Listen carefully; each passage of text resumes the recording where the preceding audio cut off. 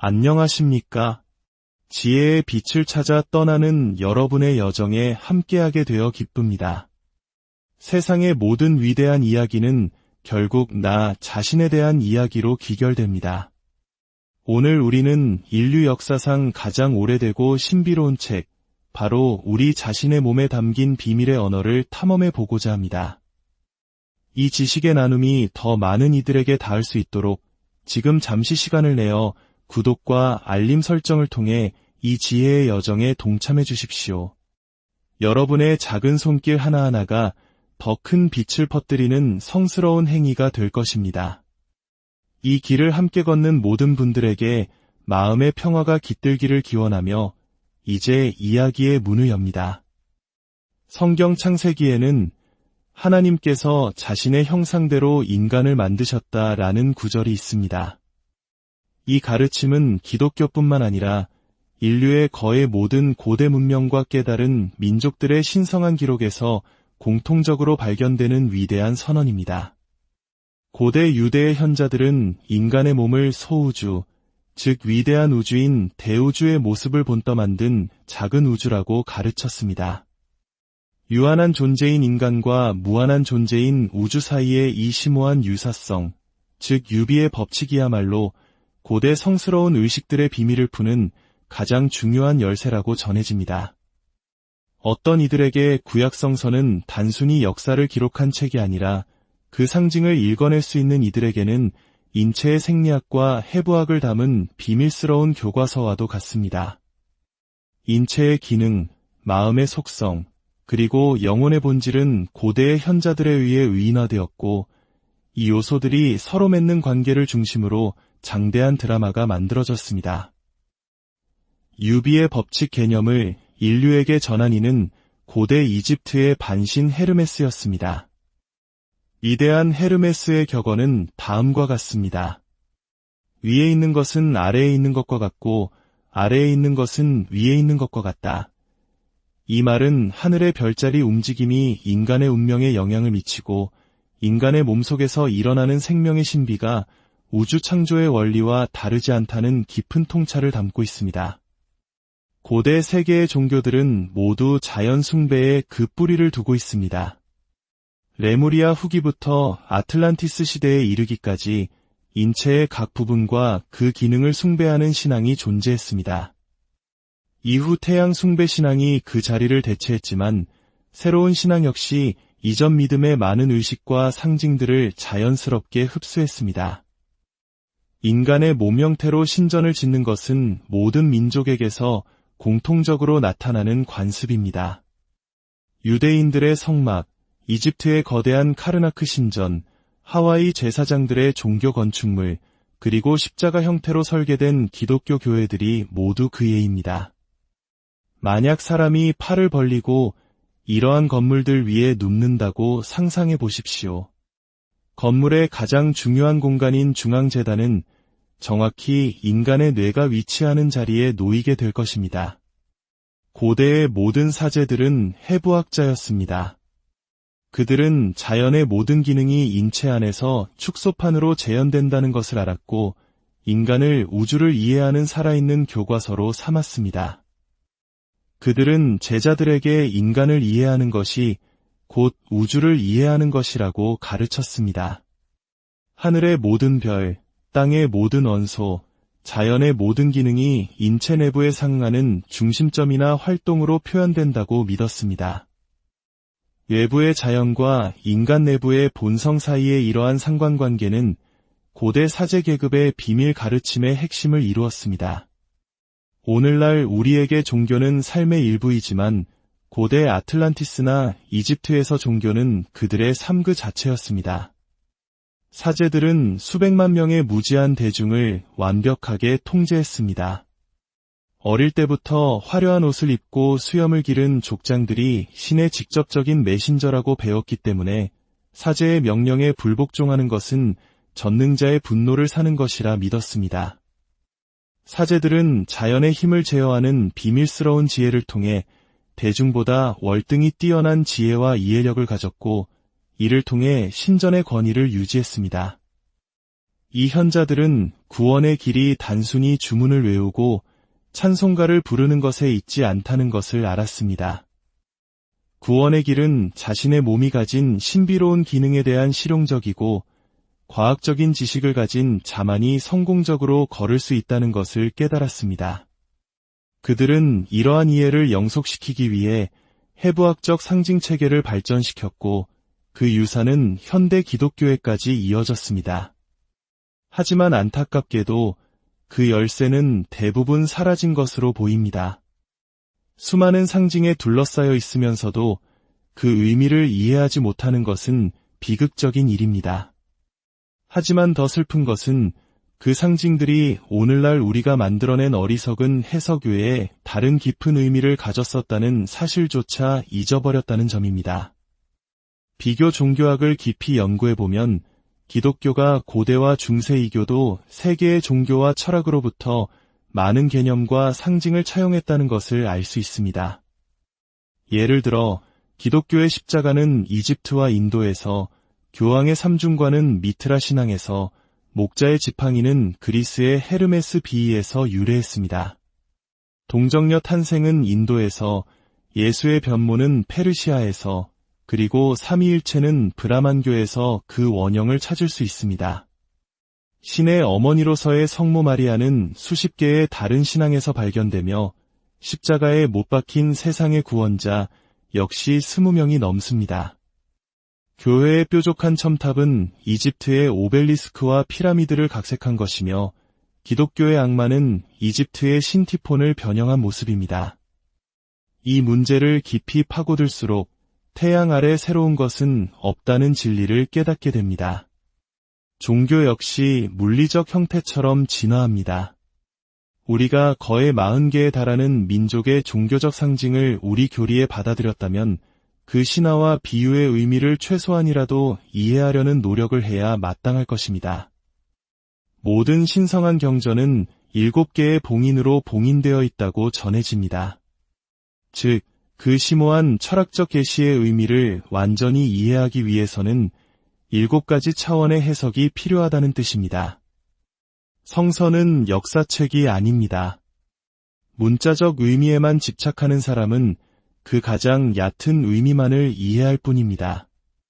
세익스피어가 극적인 효과를 위해 실제로는 수백 년의 시간차를 두고 살았던 인물들을 한 희곡에 등장시켰던 것처럼 성서 역시 역사가 아닌 위대한 영적 드라마를 기록하고 있습니다. 예수의 생애는 천문학의 관점에서 보면 더욱 놀랍습니다. 예수는 태양이 되고 그의 12제자는 황도 12궁이 됩니다. 그의 사역 장면들은 하늘의 별자리에서 발견되며 그의 탄생, 성장, 성숙, 그리고 죽음의 이야기는 춘분점의 세차운동에서 그 흐름을 찾을 수 있습니다. 또한 화학의 열쇠를 가지고 성서를 읽으면 연금술 실험 용기 속에서 고통받는 화학 물질들의 변화가 예수의 생애를 상징하고 있음을 발견하게 됩니다. 이처럼 고대의 신화들은 다양한 차원의 해석을 품고 있지만 오늘 우리는 이 비유들이 인간의 몸과 맺는 관계에 집중하고자 합니다. 신비주의 학파에 따르면 인간의 몸은 3개의 주요 부분으로 나뉩니다. 이는 우주가 천상, 지상, 그리고 지옥이라는 3개의 세계로 구성되어 있다는 관념과 일치합니다.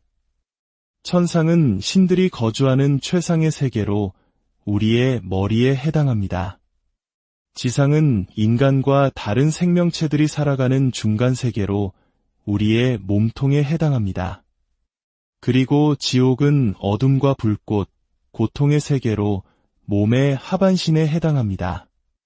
천상의 세계, 즉 우리의 두개골은 신성한 내용물을 담고 있는 돔 형태의 신전입니다. 이곳이 바로 인간 안에 있는 신들의 집입니다. 척수는 하늘과 땅을 잇는 야곱의 사다리이며 그 33개의 척추뼈는 예수 그리스도가 살았던 33년의 세월이자 프리메이슨의 33계급을 상징합니다. 구도자는 의식의 상승을 통해 이 척추뼈를 하나씩 올라 마침내 산정상에 위치한 인문식의 신전에 도달합니다. 뇌 속에는 여러 개의 동굴, 즉 뇌실과 주름이 있습니다. 동양의 전설에 따르면 이 동굴들 안에 요기와 은둔자 같은 현자들이 살고 있다고 합니다. 이들은 겐지스강의 발원지에 있는 동굴에 거주한다고 알려져 있는데 여기서 겐지스강과 같은 모든 종교의 신성한 강은 바로 척수관을 상징합니다. 그 강은 산봉우리, 즉 뇌에서 발원합니다. 성경에서 예수가 제자들과 만났던 이 빵은 뇌를 상징하며 12제자는 뇌의 12개 주요 회선, 즉 뇌회를 나타냅니다. 이 12개의 뇌회는 나중에 신경을 통해 아래 세상, 즉 몸으로 메시지를 보내 이방인들을 개종시키고 복음을 전파합니다. 이 12개의 뇌회는 뇌의 중심에 있는 제3뇌실을 둘러싸고 있는데 이곳이 바로 지성소, 즉 속죄소입니다. 이곳에서 하나님은 대제사장과 대화하며 밤낮으로 세키나의 영광이 머뭅니다. 골고다, 즉 해골의 장소에서 영혼이 마침내 승천하는 곳도 바로 이곳입니다. 인간 안의 삼위일체는 몸의 세 개의 큰 방, 즉 뇌, 심장, 그리고 생식계에 거주하며 이곳에서 세상을 향해 그 힘을 발산합니다. 이곳은 피라미드의 세 개의 방이자 프리메이슨의 3단계를 수여하는 방이기도 합니다. 아버지, 아들, 성령이 여기에 거하며 아움이라는 세 글자로 상징됩니다. 손해에는 생명의 나무를 닮은 작은 성장이 있는데 이는 프리메이슨의 비유에서 아카시아 나뭇가지로 상징됩니다. 대뇌의 두 방구는 고대인들에게 카인과 아벨로 불렸습니다. 카인의 저주는 곧 불균형의 저주를 의미합니다. 증오와 분노에 휩싸여 다른 사람을 해친 살인자의 두개골을 보면 분노를 관장하는 화성의 지배를 받는 좌뇌 후방이 지성을 관장하는 수성의 지배를 받는 우뇌측보다 2배나 커져 있는 것을 볼 수 있습니다. 그는 화성의 충동이 자신을 지배하도록 내버려 두었고 결국 카인의 표식을 받은 채 목숨으로 그 대가를 치렀습니다. 모든 장기는 뇌에 그 원형을 가지고 있습니다. 뇌에는 남성과 여성의 태아 형태 2개가 서로 꼬여 있는데 이는 중국의 음양 사상과 같습니다. 하나는 송과 선을 통해 다른 하나는 뇌하 수체를 통해 자신을 표현합니다.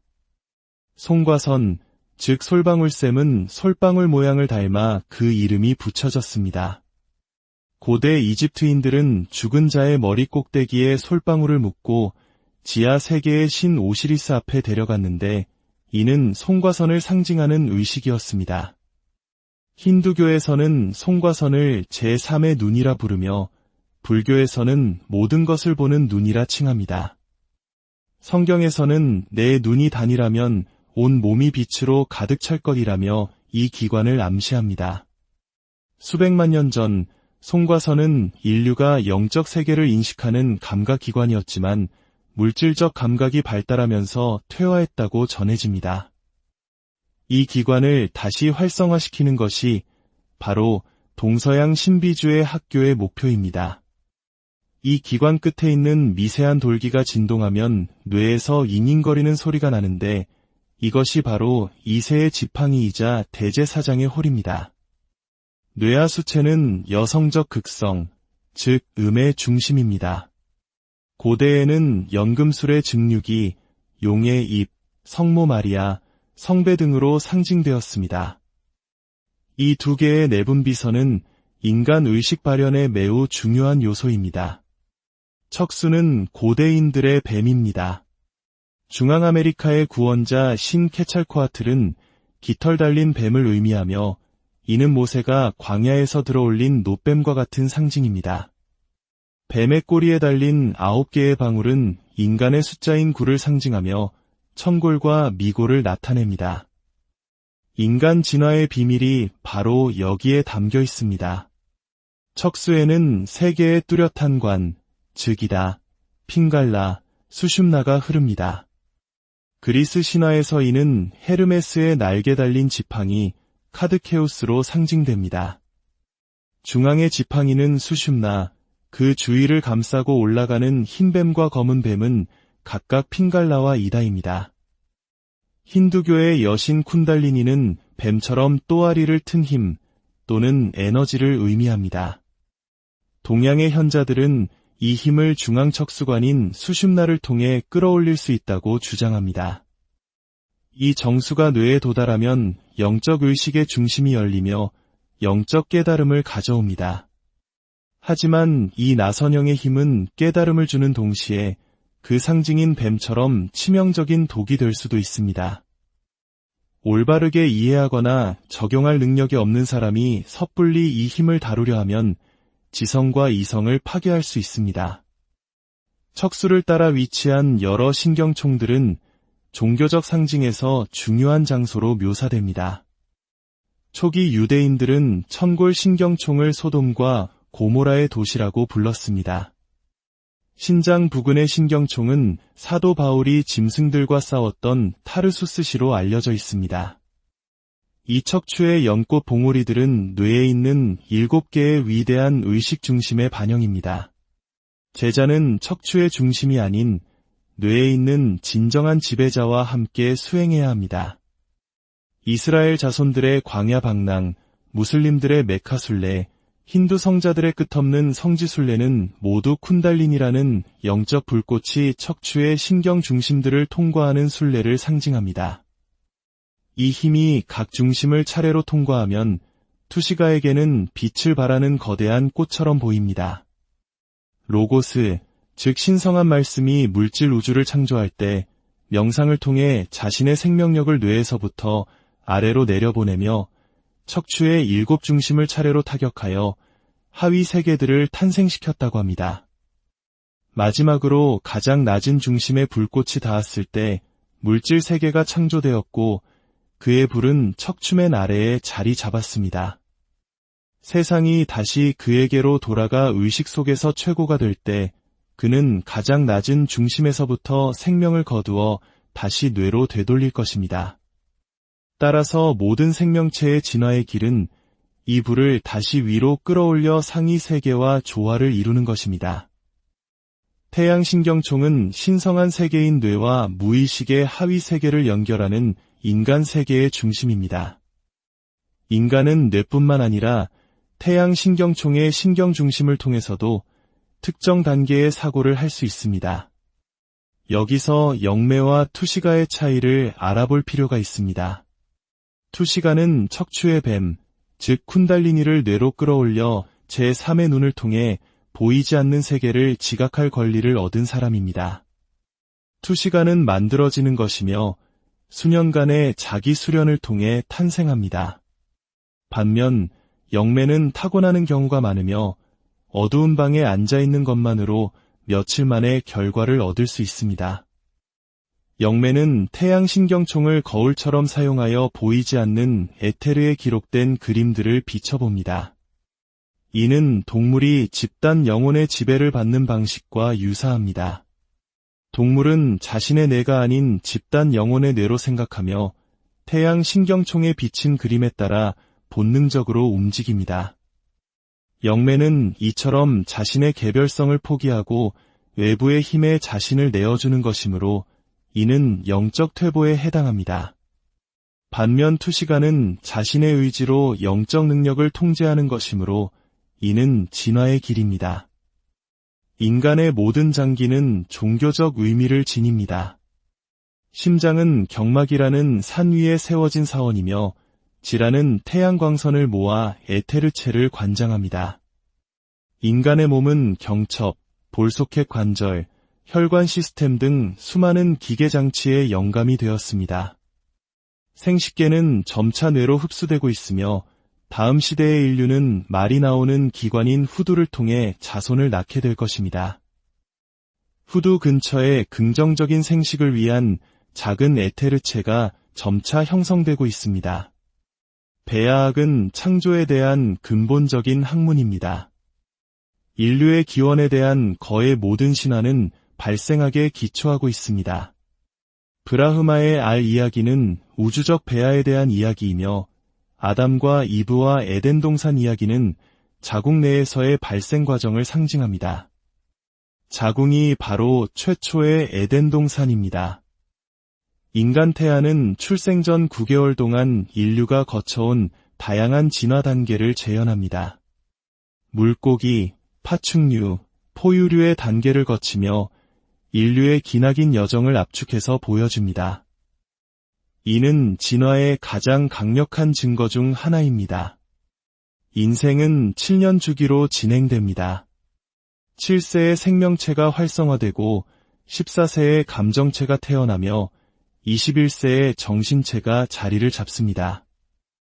21세가 되어서야 비로소 진정한 나라는 영적 의식이 새로운 몸을 완전히 장악하게 됩니다. 이 때문에 많은 문화권에서 21세를 성년으로 간주하는 것입니다. 이후 28세는 제2의 육체적 탄생, 35세는 제2의 생명적 탄생, 42세는 제2의 감정적 탄생, 그리고 49세는 새로운 정신활동이 시작되는 시기로 이후 7년은 철학적 사유의 황금기가 됩니다. 인간의 머리는 신성한 속성을 표현하는 상징으로 사용되었습니다.